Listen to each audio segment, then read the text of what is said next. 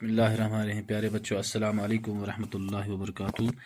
آج 26 اگست 2020۔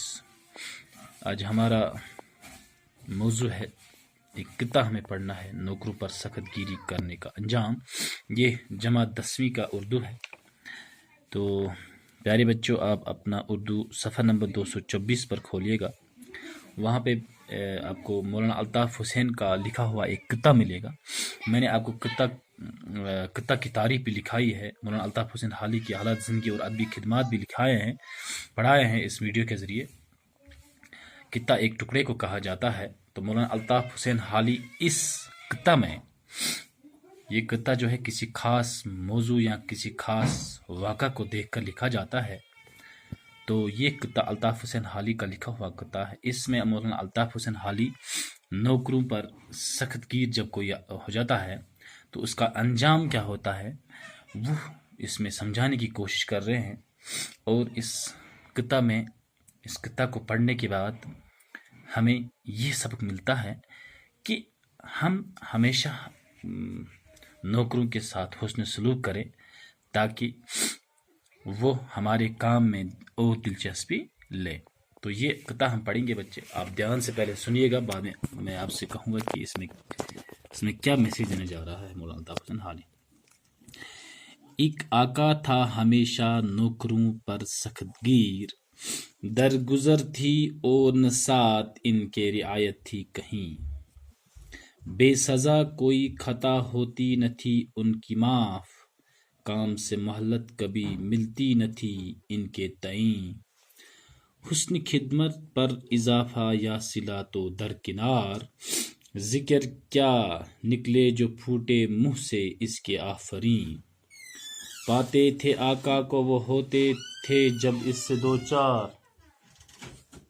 نتھنے پھولے منہ چڑھا ماتھے پہ بل ابروں پہ چین، تھی نہ جز تنخواہ نوکر کے لیے کوئی فتوح، آگے ہو جاتے تھے کھائن جو کہ ہوتے تھے امین، رہتا تھا ایک شرائط نامہ ہر نوکر کے پاس، فرض جس میں نوکر اور آقا کے ہوتے تھے تعین، گر رعایت کا کبھی ہوتا تھا کوئی خواستگار، زہر کے پیتا تھا گھونٹ آخر بجائے انگبین۔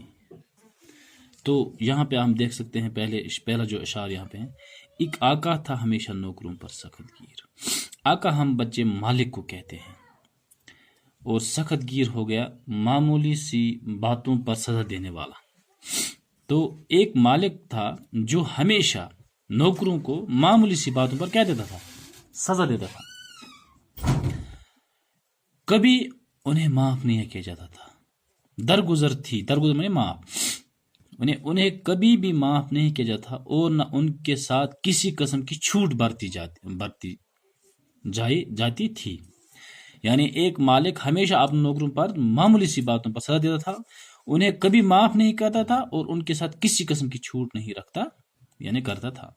بے سزا کوئی خطا ہوتی نہ تھی ان کی معاف، یعنی سزا دیے بغیر، اگر ان سے خطا منی کو غلطی، اگر ان سے کبھی کبھار کوئی غلطی ہو جاتی تھی نوکروں سے، تو سزا دیے بغیر وہ معاف نہیں ہو جاتی تھی۔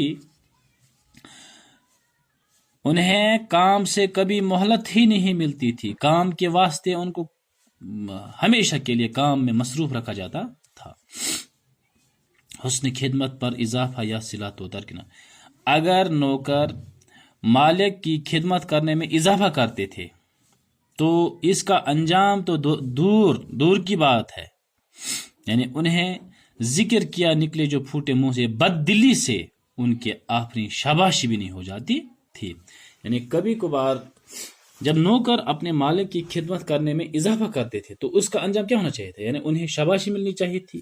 لیکن یہاں پہ جو یہ آقا تھا، جو سخت گیر آقا ہوتا ہے، وہ کیا کرتا ہے، وہ انہیں کبھی شاباشی نہیں دیتا تھا۔ آفرین منی شاباشی، پاتے تھے آقا کو وہ ہوتے تھے جب اس سے دو چار، جب کبھی کبھار وہ اپنے آقا کو پاتے تھے، یعنی اپنے آقا کے سامنے جاتے تھے، اپنے مالک کے سامنے جاتے تھے، نتنے پھولے یعنی اس کے جو گال ہیں کیا دیکھتے تھے؟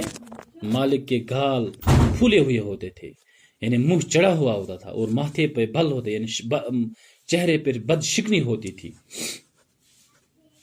یعنی جب کبھی کبھار نوکر اپنے مالک کو پاتے تھے اپنے سامنے تو اس کے گال پر گال پھولے ہوئے ہوتے تھے، منہ چڑھا ہوا ہوتا تھا، اور اس کے چہرے وغیرہ پر کیا ہوتا تھا؟ شکنے چڑھے ہوتے، شرارت جیسا چہرہ چڑھا ہوتا تھا. تھی نہ جز تنخواہ نوکر کے لیے کوئی فتو، جز من سوائے، یعنی نوکر کو تنخواہ کے سوا اور کوئی فتو، یعنی فتو مانے فتح کی جمع، نوکر کو تنخواہ کے سوا اور کوئی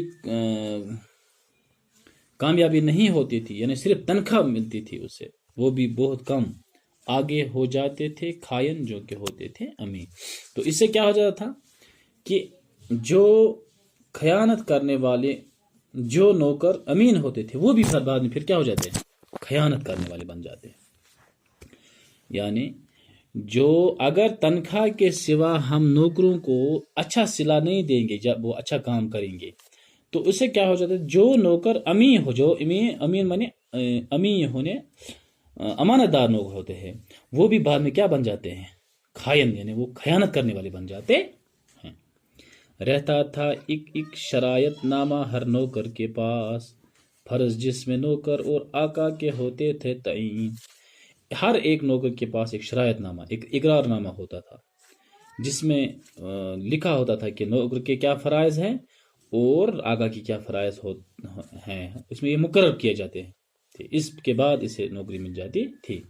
گر رعایت کا کبھی ہوتا تھا کوئی خواستگار، گر مانے اگر کبھی کبھار کوئی نوکر کسی چھوٹ کا خواستگار یعنی طلبگار ہو جاتا تھا کہ مجھے یہ بھی چھوٹ ملنی چاہیے، زہر کے پیتا تھا گھونٹ آخر بجا انگ بھی، یعنی اس سے کیا اتنے پھر مالک کا زہر جو مالک کا غصہ جو ہے وہ شہد کی طرح انگ بھی منے ہو گئے شہد ماچت بنچ.